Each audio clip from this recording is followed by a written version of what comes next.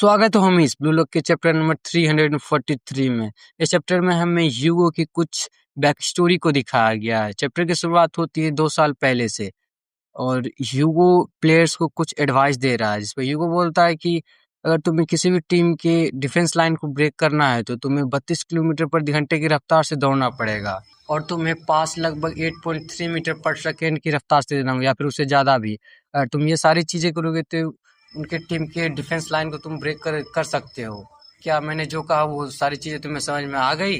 जिस पर गैविन बोलता है कि नहीं, ये कुछ ज़्यादा ही हार्ड है। आई मीन ये तो इम्पॉसिबल ही है। क्या सच में तुम ये सारी चीज़ें खेलते वक्त सोचते रहते हो? कैलकुलेशन, तुम कुछ ज़्यादा इंसेन हो ह्यूगो। इस पर ह्यूगो बोलता है कि हाँ, ये तो बस नॉर्मल बात है ना? जिस पर सारे लोगों का रिएक्शन बस तुम देखो, सबकी फटी पड़ेगी। ये नॉर्मल कैसे हो सकता है? और पैनल शिफ्ट होता है और हमें ह्यूगो को दिखाया जो कुछ बुक पढ़ रहा है। इस पर ह्यूगो बोलता है कि अगर मुझे वर्ल्ड कप 4 टाइम्स जीतना है तो मुझे अपने बॉडी के अंदर जितनी भी लिमिट्स है उन सबको ब्रेक करना पड़ेगा और अपने बॉडी को 100% पे यूज करना पड़ेगा। अगर मुझे वर्ल्ड कप जीतना है तो सबसे पहले इन्वायरमेंट और कोच और ऑर्गेनाइजेशन के बीच रिलेशनशिप का जो ट्रस्ट है वो बढ़िया होना चाहिए और मैं टीम के अंदर कम से कम नंबर 2 पर रहूं। और ह्यूगो बोलता है कि मुझे एक वर्ल्ड क्लास स्ट्राइकर की जरूरत है। नोएल नोआ पहले ही 30 साल का हो चुका है। अगर मैं नोएल नोआ के साथ वर्ल्ड कप खेल के 1 या 2 वर्ल्ड कप ट्रॉफी तो जीत सकता हूं, लेकिन मुझे और सारी ट्रॉफीज जीतनी है और मुझे एक नए नंबर 1 की जरूरत है। जिस पर ह्यूगो बोलता है कि मैं एक ऐसे बंदे को खोजूंगा जो मेरे सपने जैसा हो, जो सारी चीजें एक स्ट्राइकर के रूप में कर सकता हो। अगर कोई बंदा 0.5 सेकेंड भी स्लो हुआ तो तुम वर्ल्ड का नंबर 1 बेस्ट स्ट्राइकर नहीं बन सकोगे। क्या मैंने जो कहा वो तुम्हें समझ में आ गई?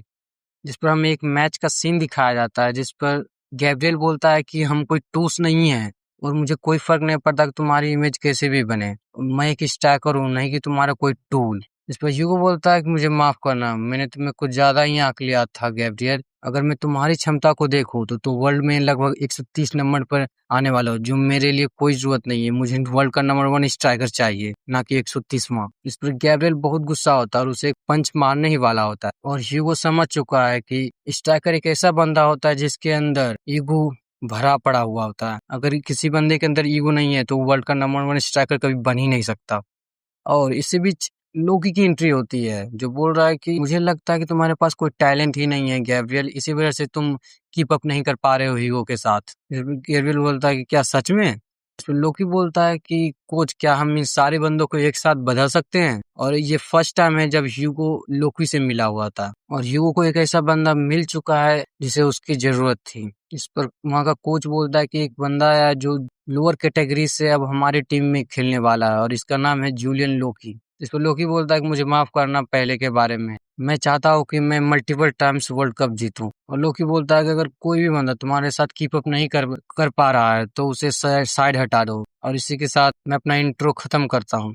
और वहाँ पर जितने भी सारे प्लेयर्स होते हैं और बोलते हैं कि क्या सच में ये बंदा माफी तक नहीं मांगेगा, ये इतना एरोगेंट है? इस पर ह्यूगो बोलता है कि क्या बात है, मुझे एक ऐसे ही बंदे की जरूरत थी जिसके अंदर एरोगेंट, बहादुरी और टैलेंट भरा हुआ हो। मुझे एक नंबर 1 वर्ल्ड स्ट्राइकर मिलने ही वाला है लगता है, ह्यूगो बोलता है। इस पर लोकी बोलता है कि दुनिया कितनी क्रूअल है ना? अगर तुम्हारे पास कोई टैलेंट नहीं है तो तुम टैलेंट के अगेंस्ट कभी जीत ही नहीं सकते। और मुझे सोसाइटी का एक रूल बहुत ही खराब लगता है कि सोसाइटी फ्री है और यहाँ पर जिसके पास टैलेंट है या फिर नहीं टैलेंट है वो भी इसमें कम्पीट कर सकते हैं। जिस पर ह्यूगो बोलता है कि ये सच है, इस बात से मैं भी इनकार नहीं कर सकता। इस पर ह्यूगो बोलता है कि टैलेंट एक ऐसा फेट है, ये वही बंदा समझ सकता है जिसके पास है, जिसके पास नहीं है वो इस सारी चीजों को कभी समझ ही नहीं सकता। जिस पर ह्यूगो बोलता है कि मुझे बस वर्ल्ड कप 4 टाइम्स जीतना है। जिस पर लोकी बोलता है कि क्या सच में? तुमने अभी क्या कहा? ये बात मुझे अच्छा लगा, क्या तुम सच में सीरियस हो ह्यूगो? फिर ह्यूगो बोलता है हाँ बिल्कुल, मैं बहुत ही ज्यादा सीरियस हूँ। इस पर लोकी हंसते हुए बोलता है कि मैंने अपनी लाइफ टाइम में पहली बार किसी बंदे को ऐसा बोलते हुए देखा, एक ऐसा बंदा जो मेरी तरह सपने देखता है और मेरी तरह एरोगेंट भी है। और इसी के साथ प्रेजेंट में हम आते हैं और मैच रिस्टार्ट हो चुका है। इस पर इसागी सोच रहा है कि आखिर लोकी पीछे क्यों जा रहा है और ह्यूगो आगे क्यों बढ़ रहा है। इस पर लेडेन बोलता है क्या सच में हम ये सिंक्रोनाइजेशन ट्राई करने वाले हैं ह्यूगो? इस पर केमस बोलता है कि हाँ बिल्कुल, अब एक आने वाला है क्रॉस। इस पर इसागी बोलता है कि दोनों विंग्स छोटी हो रही है सेंटर के तरफ, एक और भी वो भी एक परफेक्ट सिंक्रोनाइजेशन में। आखिर ये कौन सी स्पेशलाइज्ड स्ट्रेटजी है? और ये बोलते हुए हमें एक पैनल दिखाया जाता है जिसमें लेडेन, ह्यूगो और केमस आगे बढ़ रहे हैं। इस पर ह्यूगो बोलता है कि चलो अब मुझे लूप होल मिल चुका और अब मेरे ड्रिबल करने की बारी आ चुकी है। इस पर ह्यूगो बोलता है कि क्या सच में ये अपने प्लेयर्स को एक बेट की तरह इस्तेमाल करता है, इनके जो आसपास प्लेयर्स हैं। इस पर क्रासूस सोचता है क्या ये खुद अकेले ही आ रहा है। इस पर बोलता है नहीं, अभी एक और पास बचा हुआ है, तो अलर्ट रहो दोनों विंग्स। इस पर कोनिगामी बोलता है कि बस हमें ह्यूगो को क्रश करना पड़ेगा, है ना, और हमें इस फॉर्मेशन की जो मेन बॉडी है उसे हराना पड़ेगा। इस पर ह्यूगो बोलता है कि समय आ चुका है गोल करने का लोकी। तो लोकी बोलता है कि प्रिपरेशंस कंप्लीट हो चुके हैं। इस पर कुनिगामी बोलता है कि लोकी पीछे से आ रहा है और ये बहुत ही खराब बात है। क्या ये सच में मिडफील्ड से इतने क्राउडेड एरिया से गोल करने वाला है? इस पर कुनिगामी तो ट्राई कर रहा है ह्यूगो को रोकने के, पर वो रोक नहीं पा रहा है। इस पर कुनिगामी बोलता है कि बैक स्पेस स्ट्राइक एग्जीक्यूट हो रहा है बस ये दोनों अकेले बंदे की वजह से। ह्यूगो बोलता है कि हाँ ऐसा ही हो रहा है कुनिगामी। इस पर ह्यूगो बोलता है कितनी बढ़िया सिंक्रोनाइजेशन हुआ है। इस पर अयाको लोकी को रोकने के लिए आता है, लेकिन वो बोलता है अगर मैं वहां पर पहुंच भी गया तो मैं बस उस बॉस से कांटेक्ट ही बना पाऊंगा और वो आखिरकार मैं वहां पर फाउल दे बैठूंगा।